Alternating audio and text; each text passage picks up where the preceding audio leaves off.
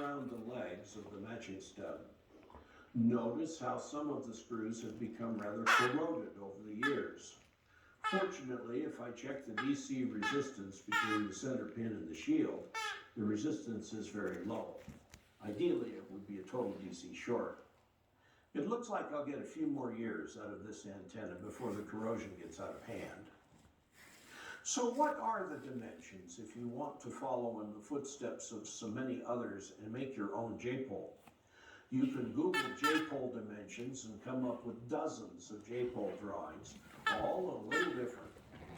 David Stansbury, KB3KAI, a fellow Augie, has a cool calculator on his website that will give you the dimensions for any frequency.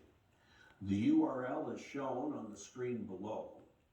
The sweet spot in amateur use for the J-pole seems to be 2 meters. 146 megahertz is the center of the 2 meter band, and the dimensions are given in feet, inches, meters, or millimeters, take your pick. Note the drawing carefully to see what exactly the dimensions are. You'll have to take this into account in your build plan. David's formulas assume a 95% RF propagation velocity factor for the matching stub and for the radiating part, and this is a very reasonable assumption. David says to connect the center conductor to the longer pole. It doesn't really matter, do it either way. Play around with the calculator. For example, a vertical J-pole for 20 meters would be 50 feet high. On the other hand, in the 70 centimeter band, the height is only 1.6 feet high.